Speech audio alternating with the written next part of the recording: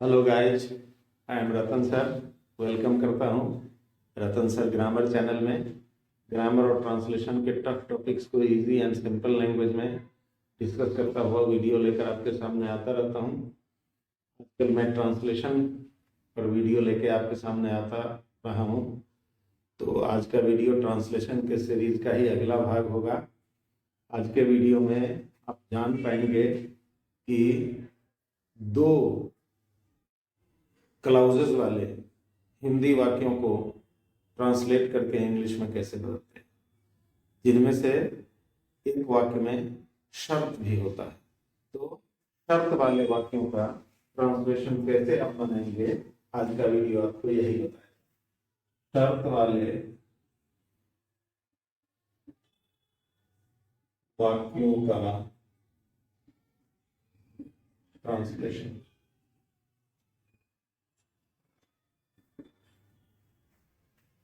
मतलब ऐसा वाक्य होगा जिसमें दो भाग होंगे, एक भाग में शर्त होगा और दूसरे भाग में उस शर्त का रिजल्ट होगा।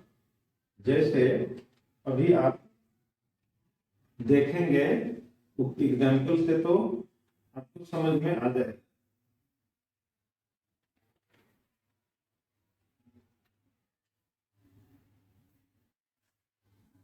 पहला पॉइंट है इसका कि शर्त बताने वाले दो वाक्यों में से एक में जब तथा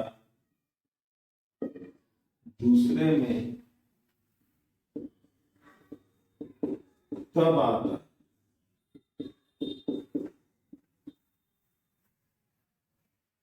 दोनों वाक्यों में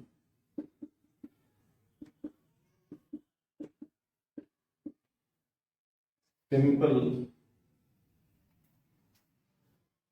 फ्यूचर टेंस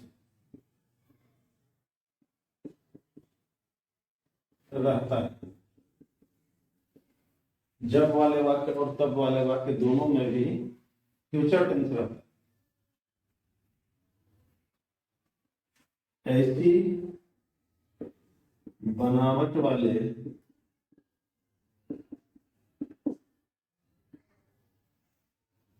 वाक्य का ट्रांसलेशन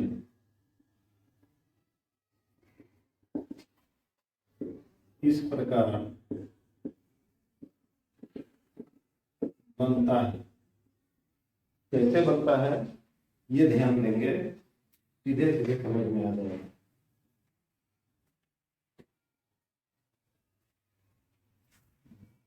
जब प्लस वाक्य, ये वाक्य इंग्लिश में क्लाउज होता है। इंग्लिश में ये क्लाउज होता, प्लस तब और प्लस वाक्य, ये भी वाक्य एक क्लाउज होता है।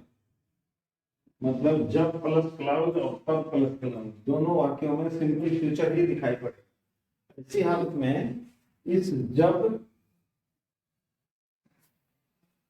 की अंग्रेजी व्हेन होती है, तब की अंग्रेजी कुछ नहीं होती है। जब वाले वाक्यों का ट्रांसलेशन सिंपल पास्ट में बनाएंगे, सॉरी सिंपल प्रेजेंट में, सिंपल पास्ट नहीं सिंपल प्रेजेंट, और तब वाले वाक्य में सिंपल फ्यूचर।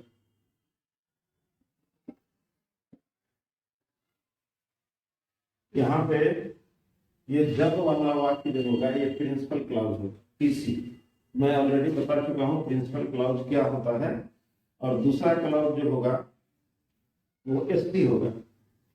कहीं कहीं पर ये जो शर्त वाला वाक्य है, जब वाला, शर्त वाले क्लाउज में, क्लाउज के शुरू में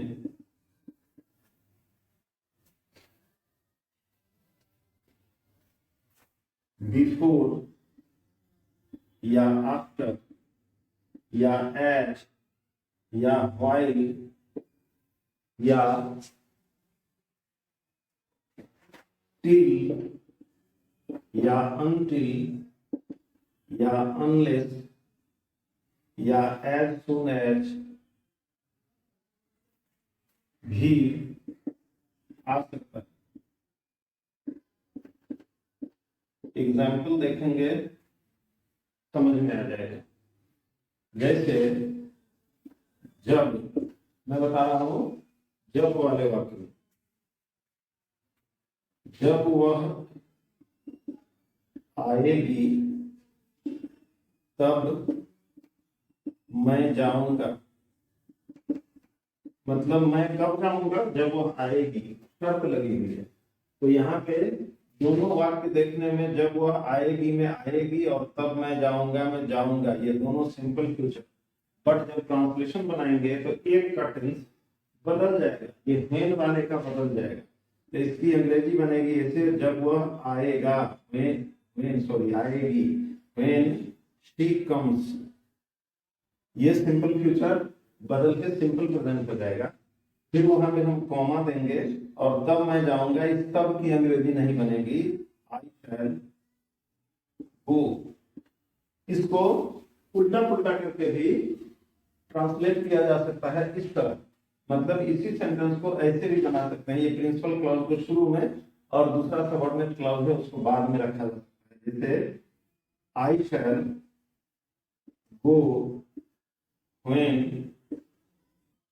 when she comes, ऐसे भी इंग्लिश में ट्रांसलेट करके बताया जा सकता है। और एग्जांपल देखें तब समझ में आ जाएगा। जैसे जब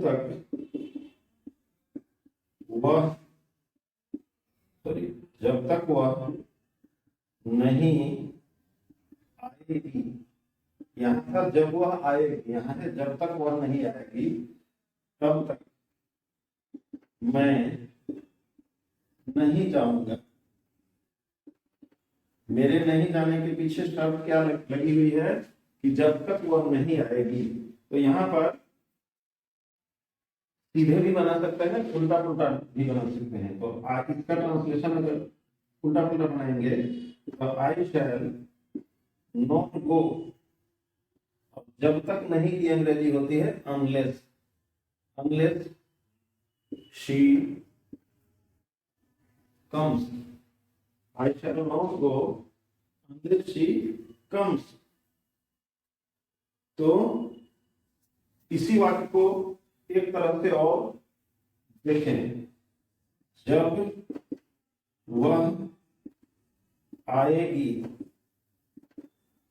उसके पहले या उसके बाद मैं जाऊंगा। यहाँ की शर्त है उसके हिसाब से,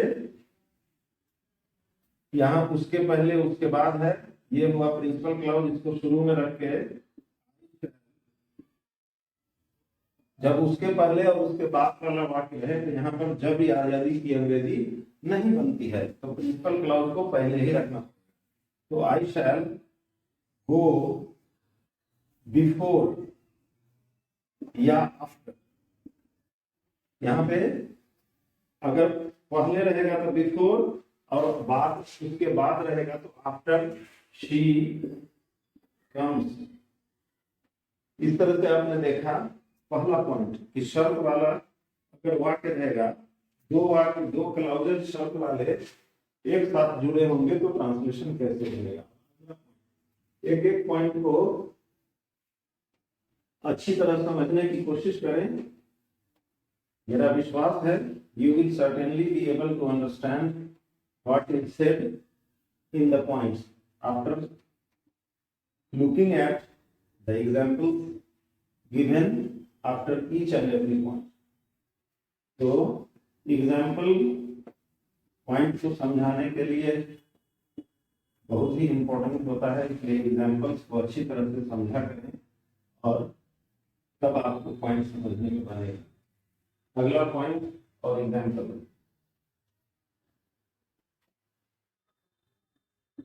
कुछ कुछ हिंदी वाक्य जब से, तथा, तब से इस प्रकार जुड़े होते हैं। कैसे जुड़े होते हैं इसको देखें। मतलब जब से प्लस क्लाउज और फिर प्लस, तब से प्लस क्लाउज, ऐसी हालत में जब से और तब से में तब से की अंग्रेजी नहीं बनती, जब से की अंग्रेजी सिंस होती है। सिंस वाला क्लाउज को सिंपल पास्ट में बनाया जाता है और दूसरे क्लाउज को प्रेजेंट परफेक्ट में बनाया जाता है। प्रेजेंट परफेक्ट एग्जाम्पल देख लें, सीधा सीधा समझ में आ जाए। उसने जब से पढ़ना शुरू किया है,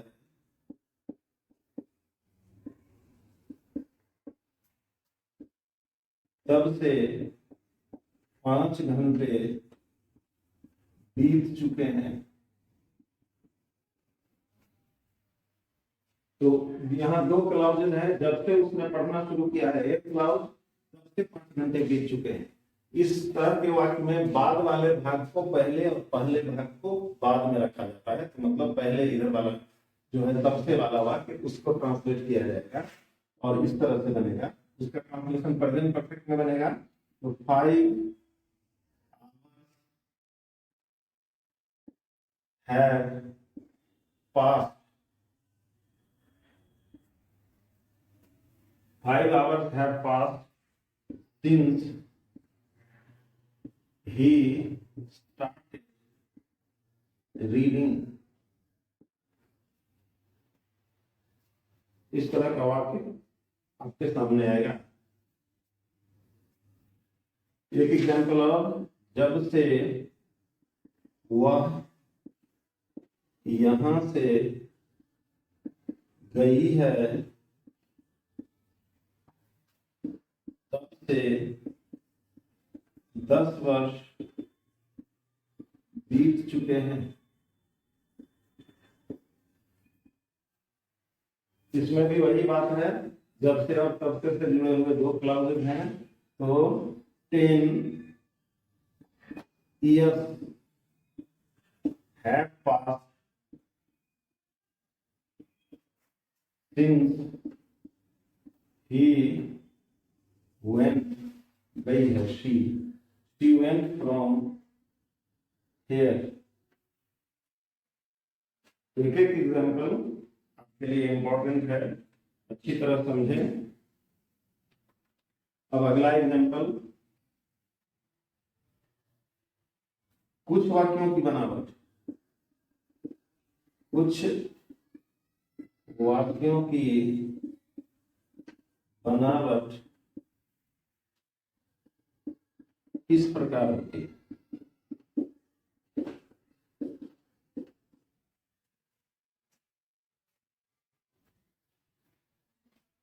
ज्यों ही या जैसे ही प्लस क्लाउज, साथ में कॉमा, प्लस कॉमा, फिर प्लस,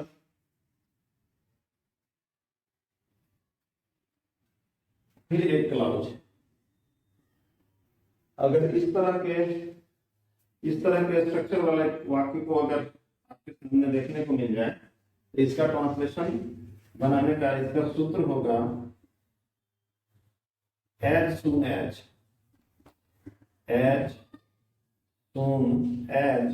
प्लस क्लाउज, ये बनेगा सिंपल पास्ट, फिर कॉमा, फिर क्लाउज, ये भी सिंपल पास्ट। दोनों क्लाउज सिंपल पास्ट। इसका दूसरा तरीका भी होता है, इसी तरह के स्ट्रक्चर वाले वाक्यों का ट्रांसलेशन ऐसे भी बन सकता है। No sooner did plus subject plus V1 plus then V1 plus other words plus then plus clause, clause simple past में। दोनों तरीकों से एक ही तरह के हिंदी वाक्य को ट्रांसलेट किया जा सकता है। एग्जाम्पल देखें, समझ में आएगा। जो ही या जैसे ही डॉक्टर आए रोगी मर गया। इसका दोनों तरह से ट्रांसलेशन कैसे बनेगा देखिए। एक तो एज सून एज से, soon as the doctor arrived या came, कॉमा लेंगे, the patient died। किसी को दूसरे तरीके से नो सूनर से बनाया जाए तो ऐसे बनेगा। इसी को दूसरे तरीके से बनाने का यह है, no sooner did the doctor arrive या come than the patient died. गौर से देखेंगे तो इसी क्लाउज को तोड़ के दो टुकड़ों में किया गया है, उसी वर्ब को। यहाँ पे जो वर्ब है अराइव, इसी को डिड प्लस अराइव में तोड़ा गया है, बीच में सब्जेक्ट डाल करके। तो गौर से देखने वाला एग्जाम्पल है। एक एक एग्जाम्पल को गौर से देखें। अगला पॉइंट, इस वीडियो का अगला पॉइंट बहुत ही कारगर और इम्पोर्टेंट पॉइंट। ये छोटे छोटे हिंदी वाक्यों का ट्रांसलेशन कोई भी बना लेता है, बट अभी जैसा बताया जा रहा है उस तरह के बड़े बड़े हिंदी वाक्यों को ट्रांसलेट करते टाइम लोगों के हाथ कांपने लगते हैं, लोगों की रूह कांप जाती है। तो ट्रांसलेशन सीखने का मैं पहले भी बता चुका हूँ, ये नहीं होता कि आप छोटे छोटे वाक्यों का ही ट्रांसलेशन बना सकें, बल्कि ट्रांसलेशन सीखने का पर्पस ये होता है कि आपके सामने कोई भी हिंदी वाक्य चाहे छोटा है या बड़ा है तो उसको आप आराम से ट्रांसलेट कर पाए, ये मकसद होता है। अगला पॉइंट है, कुछ हिंदी वाक्य में आपके सामने इस तरह के वाक्य भी आएंगे। कुछ हिंदी वाक्यों में एक ही सब्जेक्ट एक ही साथ मतलब साइमल्टेनियसली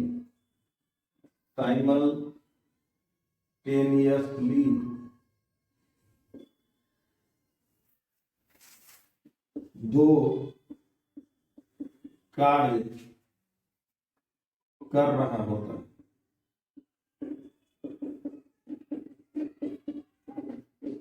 एक ही सब्जेक्ट एक साथ दो कार्य कर रहा है, इनकी बनावट इस प्रकार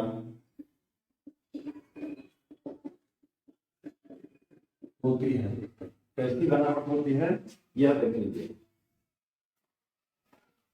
शुरू में कुछ रहेगा, उसके बाद धातु प्लस मतलब पीछे कोई और भाग होगा, उसके बाद धातु प्लस हुए या कर प्लस, जैसे टहलते हुए या मैदान में खेलते हुए, इस तरह से। उसके बाद कर्ता और तब क्रिया, इस तरह की बनावट वाला वाक्य आपके सामने में आ जाएगा। ऐसे वाक्य अगर आ जाए तो उनको ट्रांसलेट करने का सूत्र ये लगा दें, ट्रांसलेशन फटाफट बन जाएगा। V4 या while प्लस V4, उसके बाद सब्जेक्ट वर्ब अदर वर्ड, जैसा भी सेंटेंस आ जाए वैसा। जैसे देख लीजिए, बिस्तर पर लेटे हुए वह टीवी देख रही थी। इस वाक्य को गौर से देखें तो जो बताया गया है स्ट्रक्चर कैसा होता है ये आपकी समझ में फटाफट आए। एक ही व्यक्ति जो बिस्तर पर भी लेटी हुई है और वह टीवी भी देख रही है, मतलब एक सब्जेक्ट एक साथ दो काम। तो इसका ट्रांसलेशन ऐसे बनेगा, lying in the bed या on the bed, she was watching the TV। यहाँ पे while lying in the bed ऐसे भी बना सकते हैं। जैसे बक्सा खोलकर मैंने अपनी कमीज निकाली। एक ही व्यक्ति बक्सा भी खोल रहा है और कमीज भी निकाल रहा है, एक व्यक्ति एक साथ दो एक्शन। ओपनिंग द बॉक्स,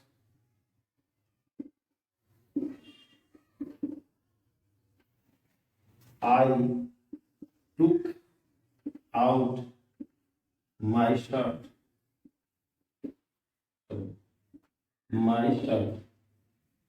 इस तरह के वाक्य।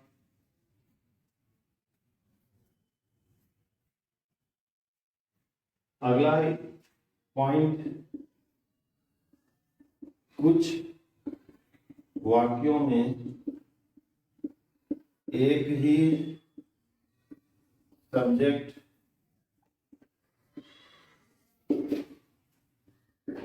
दो कार्य करता है। एक कार्य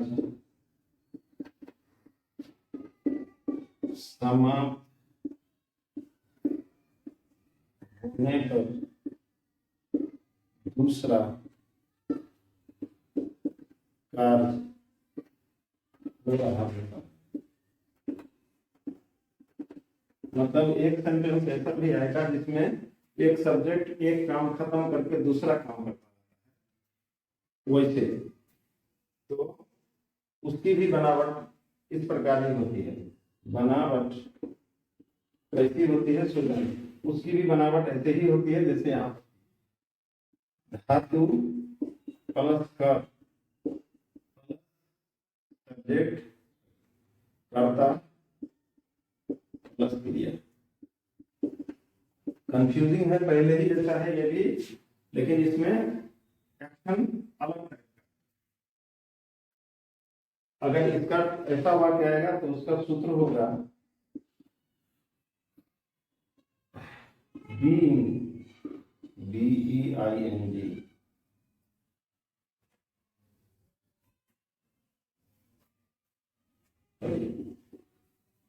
having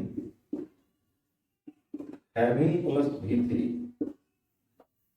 धातु प्लस कर के लिए having प्लस V3 प्लस अगर कुछ और रहेगा तो अदर वर्ड, तब फिर सब्जेक्ट फिर वर्ब फिर अदर। एग्जाम्पल देखने से बात समझ में आ जाएगी। जैसे है दिल्ली पहुंचकर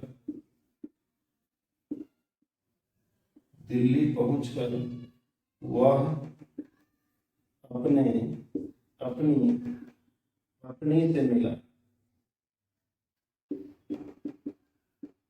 एक ही व्यक्ति पहले दिल्ली पहुंचता है, दिल्ली पहुंचने का एक्शन खत्म होता है, तब दूसरा काम करता है और अपनी पत्नी से मिलता है। तो इसका ट्रांसलेशन बनेगा having reached Delhi, he met his wife. Having reached Delhi, he met his wife.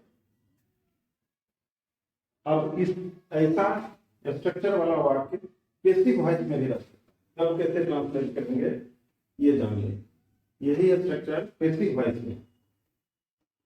Passive voice क्या होता है ये मैं ऑलरेडी बता चुका हूँ। अगर अभी भी समझ में नहीं आ रहा हो पैसिव वॉइस क्या होता है, पैसिव वॉइस वाले वीडियो को जाकर देख करके पैसिव वॉइस को अच्छी तरह से समझ सकते। यही वाक्य जो अभी बताया गया वही अगर पैसिव वॉइस में रहेगा तब देखें क्या होगा। पैसिव वॉइस में रहने, पैसिव वॉइस में इसी तरह के वाक्य का ट्रांसलेशन इस प्रकार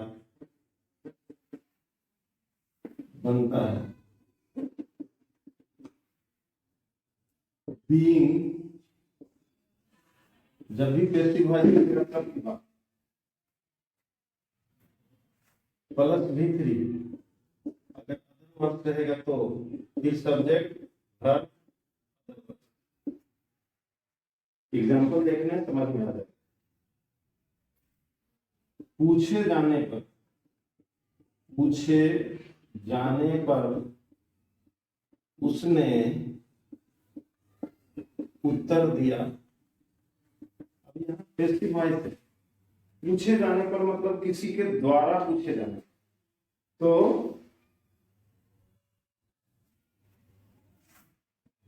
बी इसका ट्रांसलेशन बीइंग आस्क्ड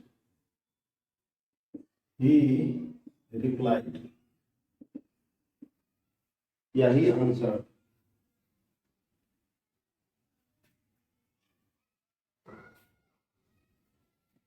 ये दोनों तरह के जो वाक्य बताए गए हैं इन दोनों वाक्यों को ऊपर वाले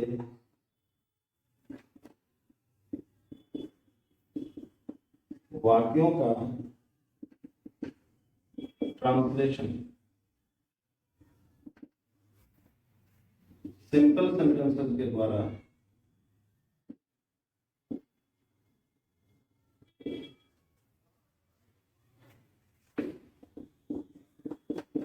इस प्रकार भी बनाया जा सकता है।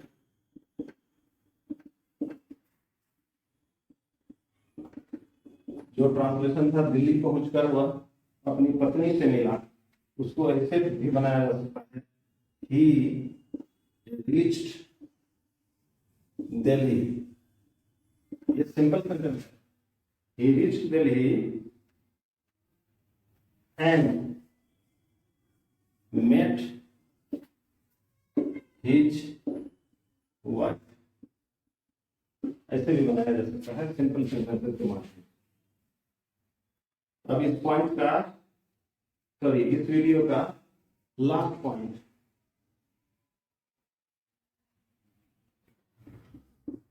कुछ वाक्यों में दो सब्जेक्ट दो कार्य करते हैं। अभी तक बताया कि एक सब्जेक्ट ही दो कार्य करते हैं। यहाँ दो सब्जेक्ट दो कार्य करते हैं। उन दोनों में एक कार्य के समाप्त होने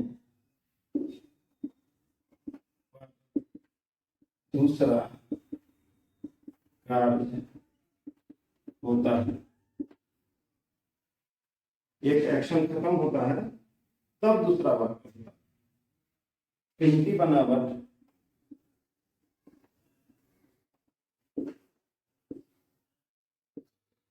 ऐसी होती है। ऐसी इसकी बनावट क्या होती है ये देख लो। कर्ता प्लस धातु प्लस कर, कर्ता के साथ धातु, उसके बाद कर या नहीं तो कर, प्लस थोड़ा सा आगे भी और वाक्य होता है उसमें कर्ता प्लस क्रिया, इस तरह का। अगर ऐसा स्ट्रक्चर वाला वाक्य आपके सामने आ जाए तो उसका सूत्र ऐसे होता है, सब्जेक्ट प्लस हैविंग, जो हैविंग अभी से पहले बताया गया, प्लस V3,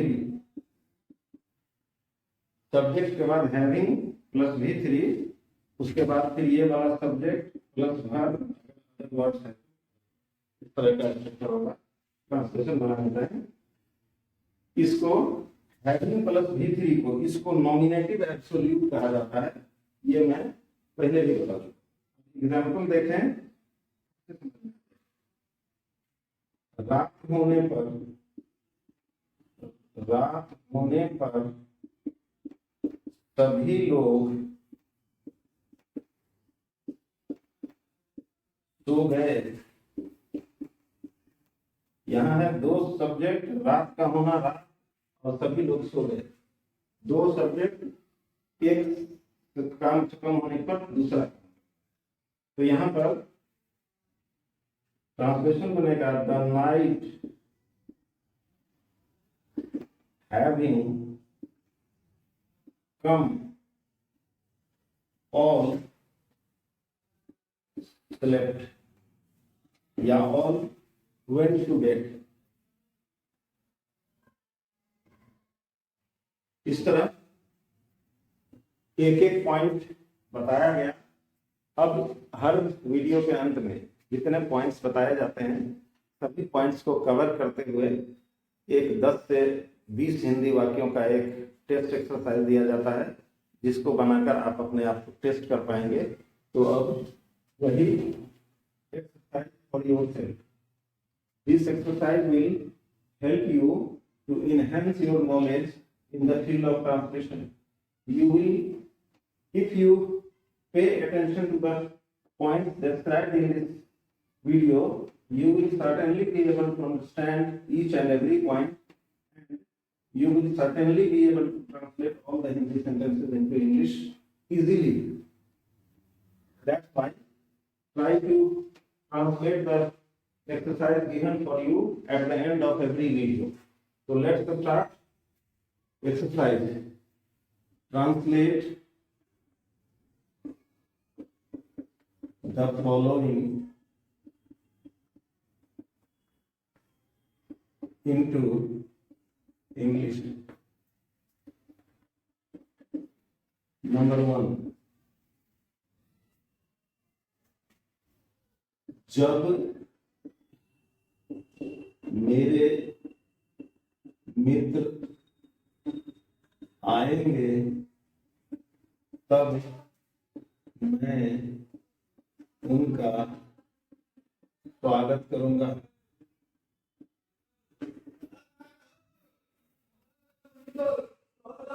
नंबर 2,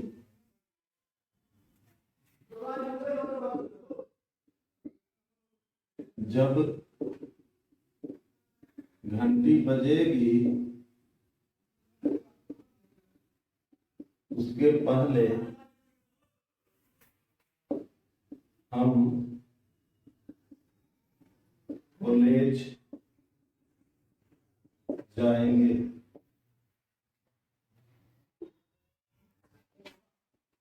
अगला नंबर 3,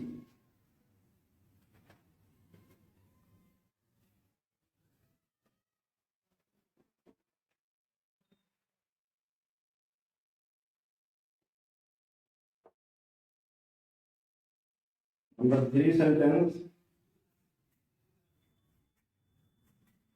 नंबर 3, जब वह सो जाएगा तब मैं सोऊंगा। 4, सेंटेंस नंबर 4।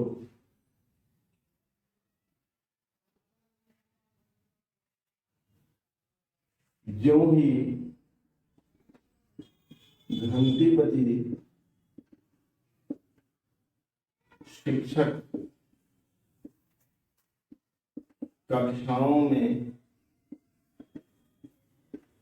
आ गए। ज्यों ही घंटी बजी, शिक्षक कक्षाओं में आ गए। नंबर 5, जैसे ही वह सोया, उसने एक सपना देखा। नंबर 6, जैसे ही हम स्टेशन पहुंचे, ट्रेन आ गई। नंबर 7, कुर्सी पर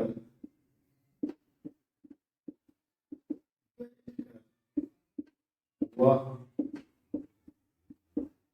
सवाल बना रही थी। कुर्सी पर बैठकर वह सवाल बना रही थी।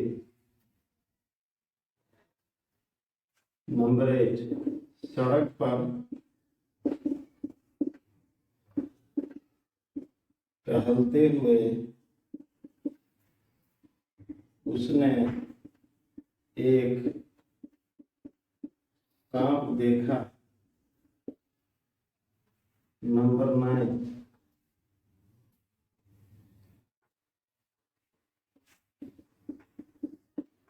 अलमारी खोलकर उसने एक पोशाक निकाली।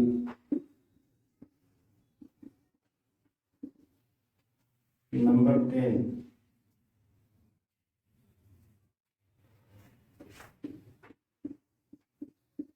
समाचार सुनकर मैं बहुत दुखी हुआ। नंबर 11,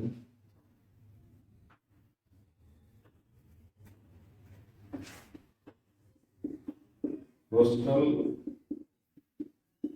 पहुंचकर वे लोग पढ़ने बैठ गए। 12,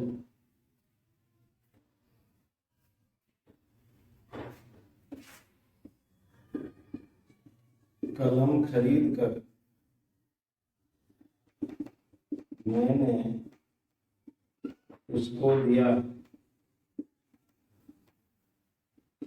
13, बुलाए जाने पर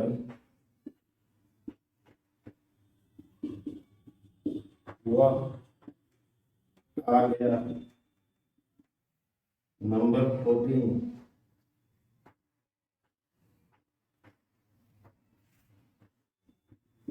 मुंबई पहुंचकर उसने एक घर खरीदा। नंबर 15,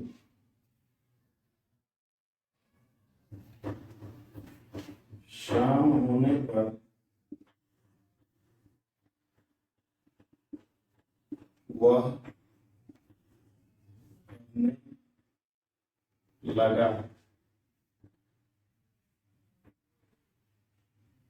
अगला 20 हिंदी वाक्य हैं। एक एक वाक्य को अच्छी तरह से ट्रांसलेट करना आपके नॉलेज को बढ़ाने के लिए बहुत ही आवश्यक होता है। इसलिए एक एक वाक्य को ट्रांसलेट करके अपने आप को चेक करें। अगला नंबर 16, मैदान में खेलते हुए मुझे एक सिक्का मिला। नंबर 17,